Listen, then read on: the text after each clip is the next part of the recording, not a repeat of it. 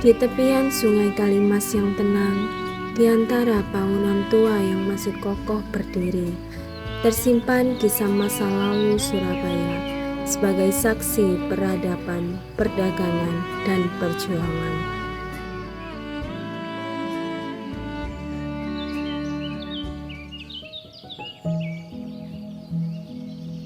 Kawasan ini dikenal sebagai zona Eropa.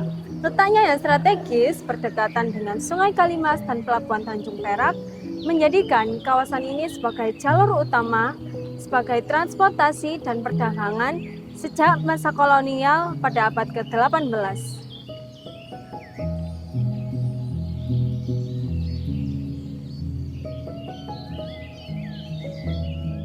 Kawasan ini dirancang dengan pola tata ruang khas Eropa klasik, yaitu jalan lurus dan lebar, bangunan berderet rapi, dan jarak antar bangunan yang teratur.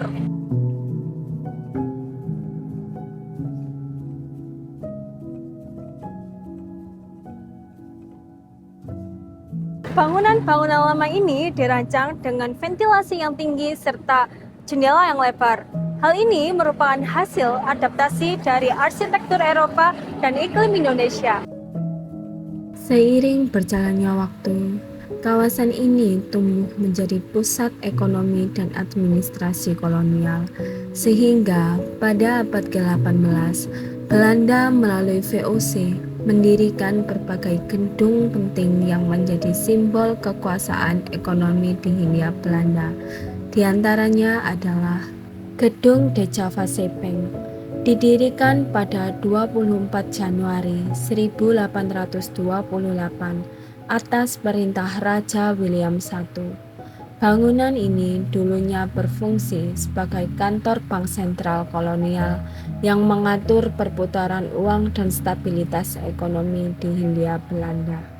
Gedung Internatio didirikan pada 1927 dan selesai pada 1931. Gedung ini merupakan salah satu tempat pengelolaan perdagangan yang bertujuan untuk menarik investasi di Hindia Belanda. Gedung Cerutu dibangun sekitar tahun 1916 dan difungsikan sebagai kantor perusahaan gula pada kala itu. Namun sejarah Kota Lama bukan hanya tentang perdagangan. Kawasan ini juga menjadi saksi perjuangan rakyat Surabaya. Pada 30 Oktober 1945, terjadi insiden penembakan yang menewaskan Jenderal AWS Malabi. Peristiwa ini memicu kemarahan tentara sekutu yang menyebabkan meletusnya pertempuran 10 November di Surabaya. Kini kawasan ini telah bertransformasi dari pusat perdagangan kolonial menjadi ruang ekonomi modern berbasis pariwisata dan ekonomi kreatif. Di setiap sudutnya, kita dapat menikmati suasana cafe heritage dan berburu oleh-oleh khas Surabaya. Revitalisasi kawasan ini juga membuka peluang pemberdayaan UMKM lokal. Selain itu, pengunjung juga dapat menyusuri keindahan arsitektur kolonial melalui tur edukasi dengan jeep dan mobil klasik tour wagon. Bangunan kolonial yang dulu berdiri kaku, kini menjadi ruang sosial yang hidup di tengah masyarakat modern. Berbagai fasilitas yang tersedia dimanfaatkan oleh wisatawan untuk bersantai sambil menikmati keindahan gedung-gedung bergaya Eropa.